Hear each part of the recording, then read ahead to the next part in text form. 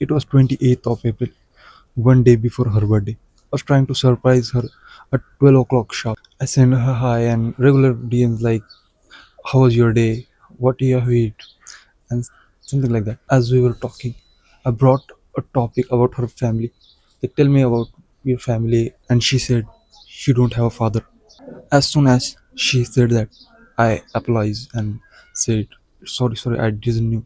And she said, it's okay, like formal filmy scenes. But after that, she said, you don't have to feel sorry because they weren't good. As soon as I heard that, I said her, that, what is the problem? Why you think your father is not good person? She used to tell that her father used to abuse her and tell her that she is unwanted child. It's not her fault. And they used to say that they wanted a boy, not a girl, like you. You're useless. They used to beat her mother too. So it's like family abuser because they were alcoholic and the family wasn't that much good in her child. And as I was listening that story, I was thinking like, yeah, that's right. I know that feeling when your family dilemma is not that much good. You're facing some kind of problems. You can't share with anyone and you have to deal with yourself. And if you're a child, then it's the big deal because you can't even do something about it. You just have to see that like a movie. And she used to say that her uncle wasn't that much good too. She still remembers the day when her uncle were trying to separate her from her mother. That fix in her brain so much that she still even remembers the day she get goosebumps. That much impact she had from her childhood. As I was listening the story, I was kind of relating that story because there everyone has childhood traumas which their father, mother, and anyone in their family given them. After listening her story, I said her happy birthday and everything. And next day, I just researched totally about it. Childhood trauma, everything. I just read books and consume lots of videos. I listen Hamza's video too, and PTSD book. I have read whole book in that one day. And after reading and consuming about it, I realized it was her childhood trauma, her habit, her phobias, and everything she is doing in the present are the her childhood trauma's impact. As much as I was reading that book, I realized everything about trauma, what we should do to remove that trauma, how trauma is being built. Imagine if something is happening in your childhood, because our brain is so much blank, like a blank paper. It get imprinted on it. The things we have been said, it get fixed in our brain. Like the things her father used to tell, you are useless and that thing, it's still in her brain fixed that so much.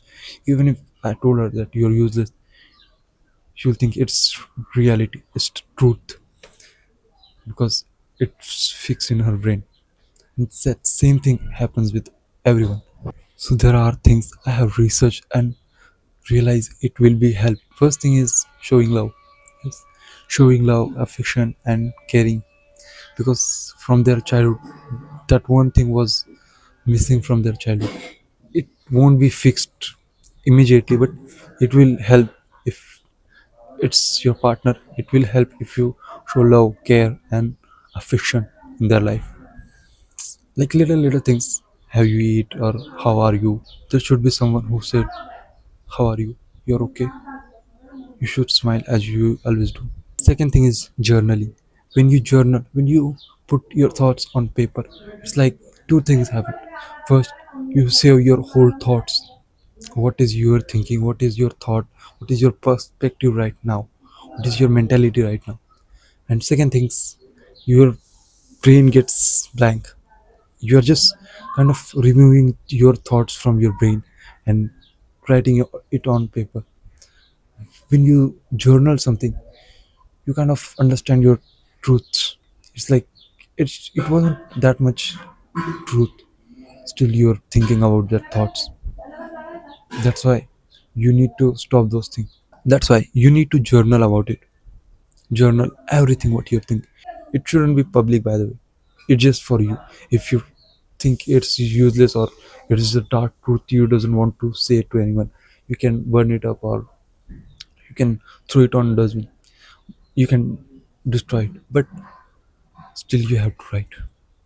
Not because you're saving file, but because you want to empty your mind with your negative thoughts, with your disturbing thoughts, with your childhood traumatic thoughts. Third thing is gratitude journal. It is a journaling method where you don't write as you're thinking. It is the writings of the things which you are grateful for. You can say, I am grateful for you who is watching till this far, who have understand something from it. I'm grateful for you who have clicked on this video. Something like that.